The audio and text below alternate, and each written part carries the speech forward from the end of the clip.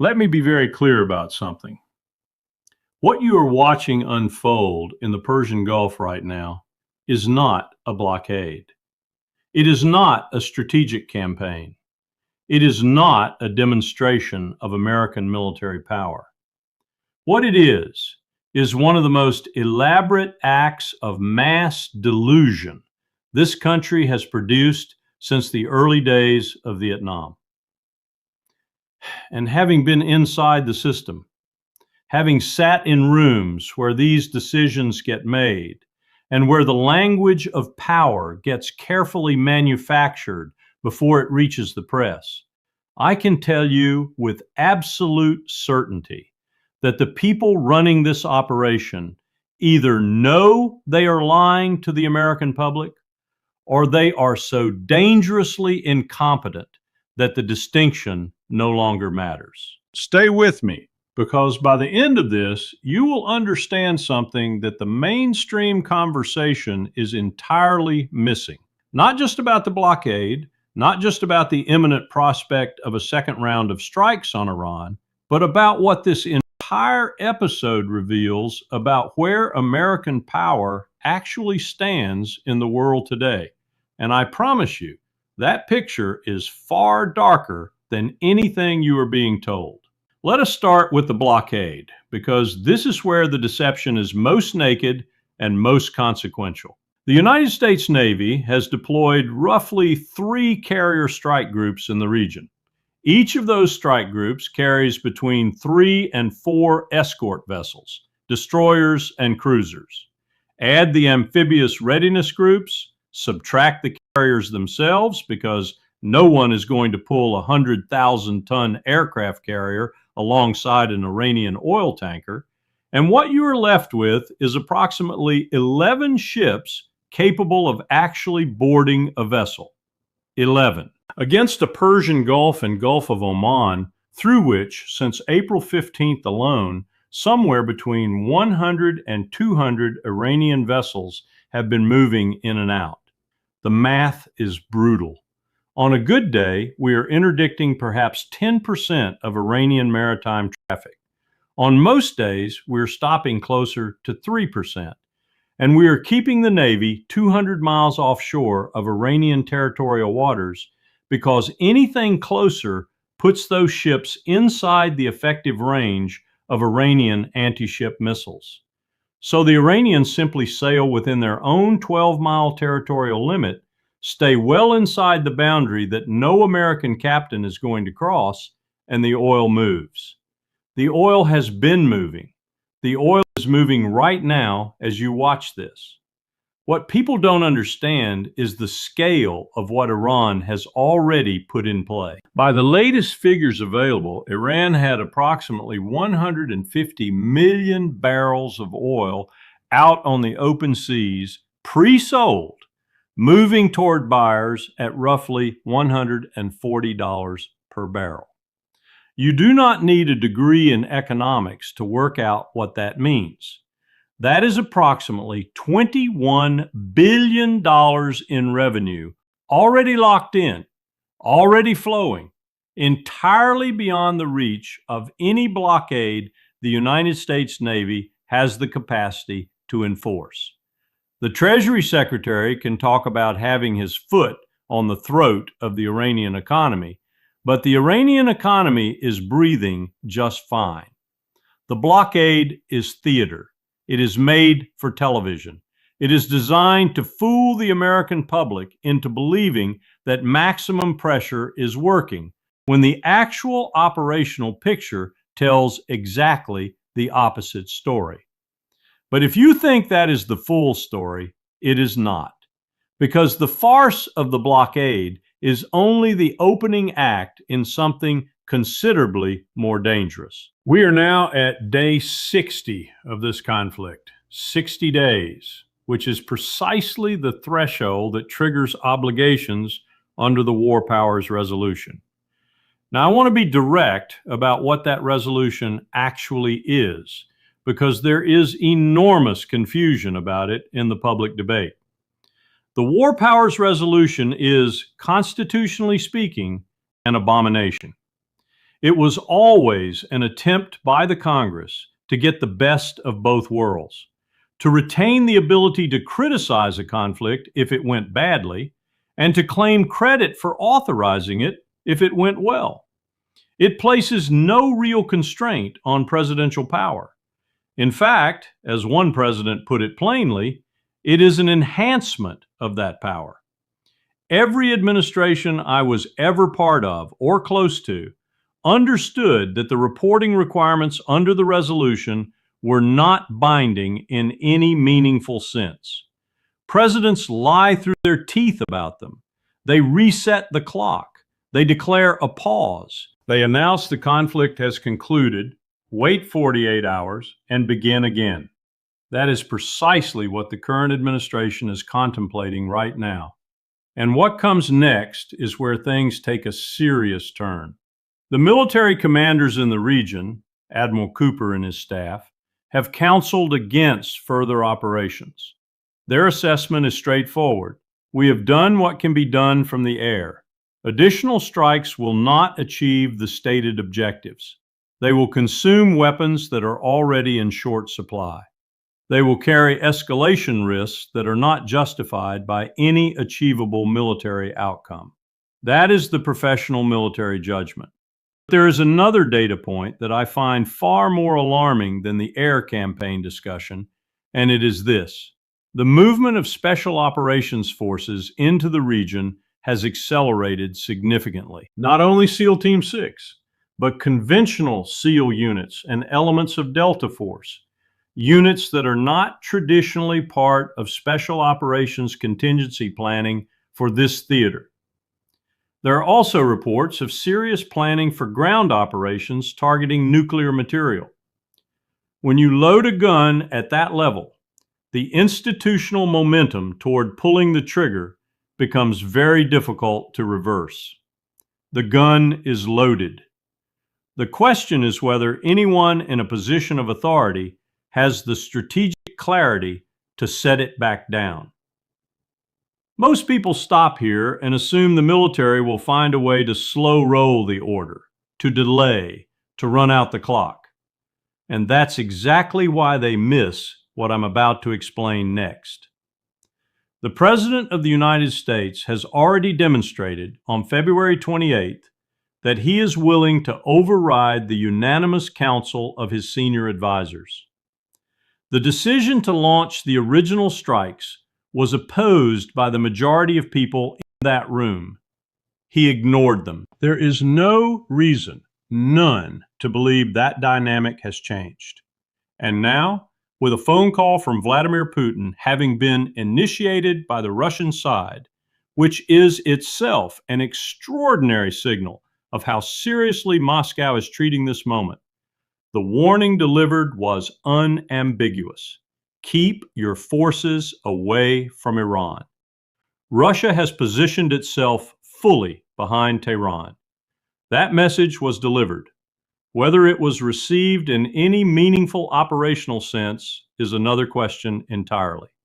What I know from having worked inside the structure that produces these decisions is that the warning from Moscow is being filtered through an ideological lens that treats Russian statements as inherently bluff-oriented and inherently deniable. That is an extraordinarily dangerous cognitive framework to bring to a moment like this one. Putin does not initiate phone calls at the presidential level without careful calculation. The fact that this was only the second time he has done so in this relationship should tell you something about how the Kremlin reads the current trajectory. They are not bluffing. They are establishing a position on the record before an escalation they believe is coming, so that when it comes, they can respond with a documented predicate. That is how great powers behave when they are serious. Stay with me, because this next part changes everything. The administration has been operating on the assumption, an assumption that I believe traces directly to the intelligence passed through liaison channels, that Iranian leadership is in disarray, that the strikes have paralyzed the decision-making structure in Tehran, that the regime is internally fragmented, and on the verge of collapse. I have looked carefully at the actual composition of the current Iranian leadership, and what I found should terrify anyone who has internalized that assumption. President Pezeshkian, Foreign Minister Arachi, the relevant IRGC commanders, the supreme leaders' inner circle, virtually all of them are products of the Iran-Iraq war. Combat veterans, men who have looked at existential threat, who have operated under fire, who built the institutions they now lead out of the crucible of that conflict. The notion that these men are paralyzed, confused, or ready to capitulate is not an intelligence assessment. It is a fantasy. It is the kind of thing you tell yourself when you need a justification for a decision you have already made. And there is another dimension to this that the administration has catastrophically miscalculated. When you bomb a population, you do not fragment it, you unify it. Every serious student of strategic bombing history understands this. The Blitz did not break the British. The bombing of Serbia did not topple Milosevic. Shock and awe in Iraq did not produce a grateful, liberated population. What the strikes on Iran have done is produce exactly what strikes on civilian adjacent infrastructure always produce. A rally around the flag effect that has handed the Iranian government a degree of popular legitimacy it did not fully enjoy before the first bomb fell. I have seen reporting of ordinary Iranians in the streets, people who 3 months ago would have been among the most skeptical of the regime, now standing in support of their government, not out of ideology, but out of the entirely rational human response to being attacked from the outside. This administration has given the Iranian government a gift. But if you thought that was bad, it's only going to get worse from here. Let us talk about the economic dimension, because this is where I think the full weight of strategic miscalculation has not yet registered. The official Pentagon figure for the cost of this operation is somewhere between $25 and $28 billion. Informed estimates from other sources put the real number closer to 50 billion. We have lost at minimum 49 aircraft. We lost $500 million in planes on a single day during the recovery operation for one downed crew member. 2 of the radar installations that Iran destroyed in the opening days of the conflict were over $1 billion apiece. When Donald Trump took office, the national debt stood at $37 trillion. By the end of 2025, it had grown by $1 trillion. In the first 77 days of 2026, it grew by another trillion. We are at $39 trillion and accelerating. The interest alone on that debt is consuming a structural portion of the federal budget that would, in any rational world, trigger an immediate reassessment of what we are doing and why. But the economic consequences are not abstract. They are already hitting American households in ways that are going to translate into political pressure faster than this administration seems to understand. The Strategic Petroleum Reserve is being drawn down to suppress gas prices, and it is not working. In Florida alone, the price of gas has increased 40 cents in 3 days. Filling a tank that cost $21 a few months ago now costs $52. That is the kind of price signal that penetrates even the most effective information management. People feel it at the pump. They feel it in grocery stores. They feel it in the mortgage payment they cannot make because the broader inflationary pressure from a 60-day disruption of Persian Gulf shipping has worked its way through the supply chain. The Strait of Hormuz has been functionally compromised. Over 2,000 ships are stuck off the strait. 15,000 mariners are without adequate food and clean water. The disruption to global trade from 60 days of this is not a rounding error. It is a structural shock.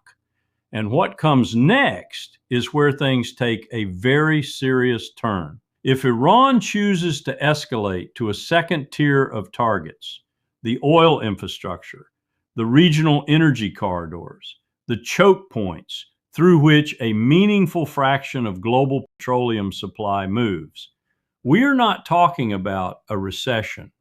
We're talking about a global depression. Let me be precise about that word because I do not use it casually. A depression, not in the United States alone, globally, including in the countries that are currently watching this unfold with varying degrees of detachment, telling themselves it is a regional conflict that they can manage around. They cannot. The interconnectedness of global energy markets does not permit that kind of quarantine. If the strait goes, the global economy follows. This is where I want to be absolutely direct. The United States cannot win this war. I do not mean that in a political sense. I mean it in a purely military sense. If you took every war plan currently on the shelf at the Pentagon, every contingency plan for every possible conflict scenario, and you executed all of them simultaneously against Iran, with the full weight of American military power behind them, you could not compel the outcome this administration has apparently convinced itself is achievable. Iran is not a small country. Iran is 2.5 times the size of Texas. It has strategic depth, a population with demonstrated willingness to absorb costs, and a missile arsenal that can reach every American installation in the region. The Strait of Hormuz is and will remain within effective Iranian control, regardless of what happens in the air over the next several weeks. That is geography. That is physics. No amount of political will changes it.